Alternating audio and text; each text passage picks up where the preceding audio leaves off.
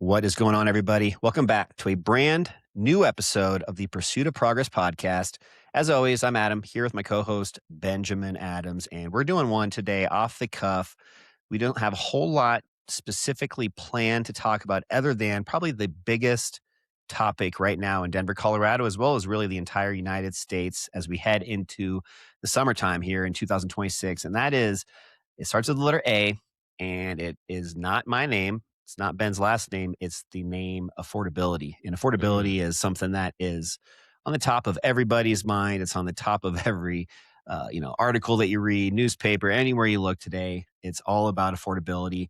I filled up my gas tank this morning after working out with Ben at the gym, and I didn't even need a full tank of gas. I needed like 3/4 of a tank, and it was $130. So that's just Yeah. an example of and I think gas is one of those things where, it's not like it's breaking the bank just that by itself, but it's just a nice thing that everybody has the same, they can relate to it. So that's why I'm bringing that one up. But it's just insane how affordability is definitely tight at the moment, challenging. And we're getting ready to host another brand new masterclass, an online webinar right after we finish recording the podcast today. So we're just kind of getting ready for that. And we just love to talk to you guys for a few minutes before that all about affordability. So, Ben, what's your take right now on affordability? Yeah. I mean, it's a real concern. And especially for some of these bigger markets like Denver, it's an even bigger concern. I have a chart here that I made that's going to be debuting on my social media pages here in the next hour or two. So check this out. It's housing costs as a share of income. Can you guess what the third most unaffordable state is? Colorado. Only Hawaii? California and Hawaii are the only two states that are more unaffordable as a percentage of income. So in Colorado, for example, your housing costs as a share of your gross income is over 33%.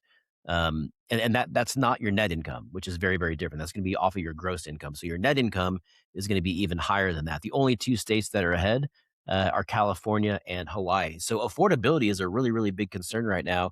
Property values are elevated. In some markets, they may have come down slightly, but overall, they're elevated. Interest rates are also elevated. They're not, the mid sevens like we were a year and a half ago, but they're also not the historically low rates that we experienced during 21 and 22. So interest rates are elevated. And then you have the other characteristics that make up affordability: property taxes, homeowners insurance, and HOA. And all three of those have gone up pretty substantially. Not every property is going to have HOA, but a lot of these condo communities, townhomes, the HOAs are really increasing. So when I think of affordability issues, there's really three different things that I think of. I think of monthly payment, which is what we're describing right now, but then there's also down payment. So because property values are so much higher, down payment affordability is also a big deal. And then there's also the paying for the closing costs of the transaction as well. This is what people don't understand, though. We have a tendency to get really stuck on the headlines and the problems and not talk about the solutions. And right now, here in Denver and across the United States, if you're working with competent real estate and mortgage professionals, there are going to be ways that you can tackle all three types of affordability issues. If you are someone where monthly payment affordability is a concern, there are ways to attack that and make properties more affordable through temporary interest rate buydowns, permanent rate buydowns. With the temporary interest rate buydowns, we're going to cover this later tonight on one of our seminars, but you can get the interest rate 3 full percentage points lower in year one than whatever the note rate is. So if the note rate is 6.25%, it is possible to have an interest rate of 3.25% in year one, 4.25% in year two, 5.25% year three before it matures to 6.25. So that's a great way, a great affordability tool to consider if you're someone who you think that your income is going to increase. Maybe there's going to be more career advances, or maybe you just want to be able to ease into home ownership and you want to have a lower initial start monthly payment as you ease into home ownership. So that's not the only strategy, but there's other strategies. We can talk about down payment assistance, minimum down payment. There's seller concessions. I mean, there's so many different solutions. But these are the types of conversations that we need to be having, because I think a lot of buyers, they get scared, they get intimidated, they get so nervous about whatever their problem is, and they don't realize what tools and resources are out there that they may benefit from. Yeah, I'm really excited to have another story told on our webinar tonight that you've shared on our one that we did a couple weeks ago about one of your clients recently that literally bought a home and their total out of pocket at the closing table was under or like right at $1,000. So Yeah. just understanding that there are paths forward, there are ways to still succeed. And I would push back a little bit for anybody that's maybe thinking that we're talking crazy right now. Think of people that have, accumulated the most wealth in the world. And I'll use an example of Warren Buffett. Warren Buffett is very, very famous for talking about he made the majority of his smartest buys, the majority of his wealth off of the downtime in the economy. Hmm. When businesses are struggling, that's in one sense an opportunity if you understand how to look at it in a different lens. Yeah. And that's the same thing with home buyers right now. You make the most money typically on the buy, not the sell. And this is a great time for buyers if they're prepared, educated, and just in a position where it makes the most sense, for their situation. Yeah, and that's what is so exciting about this market. If you are someone who is in the market as a buyer, because it's been a strong seller's market for the last 15 or 20 years, especially in Denver, but most of the country. For the first time, buyers now have leverage. There's more sellers in the market. There's over 600,000 more sellers in this United States housing market than there is buyers. So what that means is that buyers now have more options to choose from. There's more inventory available. And because there are fewer buyers than sellers, if sellers want to attract the limited number of buyers, a lot of times they're going to have to be flexible on price or make those repairs or offer the concessions. And so if you're someone that is a buyer and you have this monthly affordability concern, what you can do is you can ask your real estate agent to ask the seller to contribute a subsidy for your temporary interest rate buy down. And that is happening right now. I'm doing deals right now in Colorado and other markets here nationally where that is happening. You made the point about the down payment assistance. There are programs right now in Denver, Colorado, and other markets where you can come into closing with as little as $1,000 out of pocket. And it sounds kind of crazy to say that, but it is possible and it's happening. I do several of those deals every single month. And so that is where if you are someone who has thought about, I don't know if now is a good time or not, just see what your options are. See what you qualify for. A lot of folks unfortunately disqualify themselves without actually having the facts. They don't know what their options are, but they write off. I'm not going to qualify. My credit's not in a good spot. I don't, that sounds great coming into closing with less than $1,000 out of pocket, but I know that would never happen to me. It Hmm. can. It can. So don't disqualify yourself. There's not any cost to talk to a lender. There's no risk involved. Just see what your options are.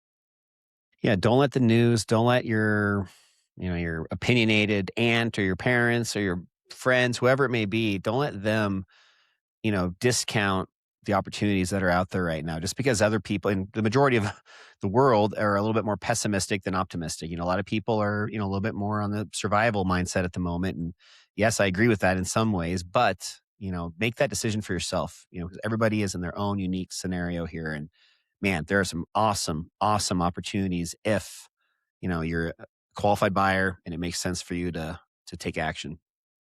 And I'm that same way. I'm not someone who is like, buy, buy, buy, buy. You have to do what's right for you.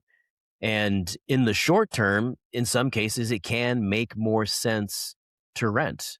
But if you're talking medium term and long term, almost always it's going to be more beneficial to be an owner than it is a renter. So, but ask the questions, do your research, see what your options are, and make an informed financial decision. Definitely.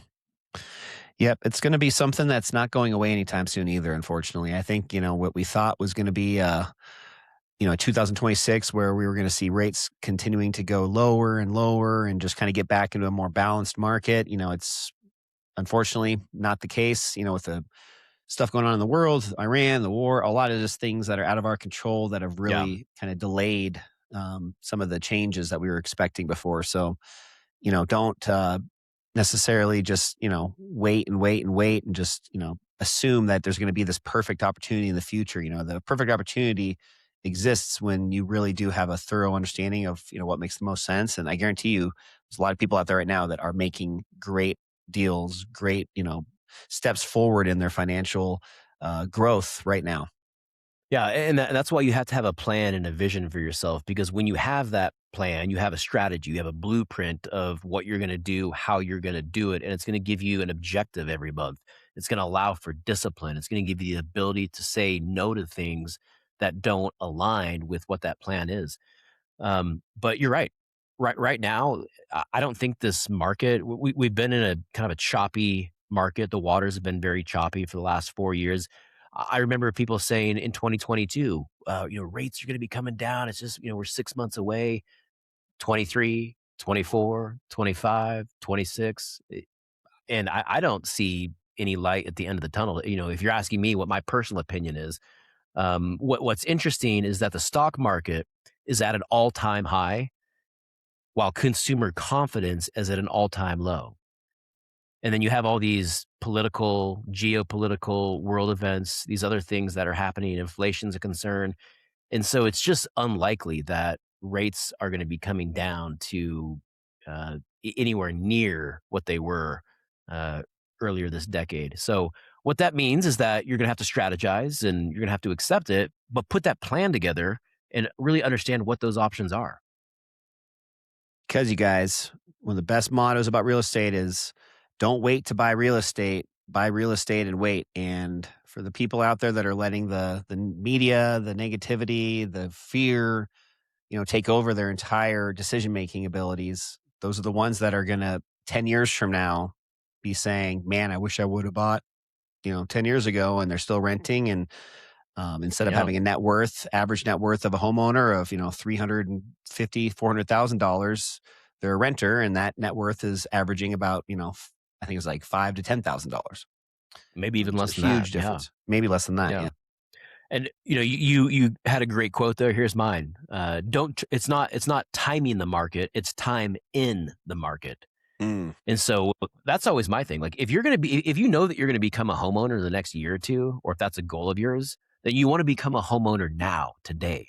Because the longer that you're in the market, the less risk there is, and the longer time horizon that you have to build equity, pay down the debt, etc. And so it's not stop trying to time the market, it's time in the market. Well, you guys, we just want to do a quick one here, just to give you a little teaser, if nothing else. If we're kind of spurring the wheels in your brain, you're starting to kind of think, yeah, you know what, maybe I should at least kind of take a step towards learning a little bit more about what are the options out there. Join us for this next live Denver Homebuyer webinar. We do these at least once, but trying to do these at least twice a month right now. Yep. And if you guys ever want to sign up for one, they do have limited seats, but they are free. They're online. And just go to denverwebinar.com and grab a seat there. Yes. Ben and I have a ton of value that we provide on those, and we've got some people that have attended some of the recent ones that are also finding success because of the webinars. And we're just excited to hopefully continue to add value to as many people as we can with these webinars. So make sure you guys join us on the next one or one of the upcoming ones here in the near future. What's been great about the webinars so far that we've done is we've met multiple individuals through the webinar who had questions about if they could become a homeowner before the webinar, to having that belief and that confidence after the webinar, saying, I can do this. I think I really can do this. And we've had multiple, and so yes, join the webinar, check it out, and see what we can do, or see what your options are. Love it. Yep. You guys, hope you have a great rest of your day, great rest of your week. Thank you so much for the support on the Pursuit of Progress podcast. Ben, any closing words? Love you guys. Stay positive and stay in there. Stay in the fight. We'll catch you guys next time. Yes, yes, yes.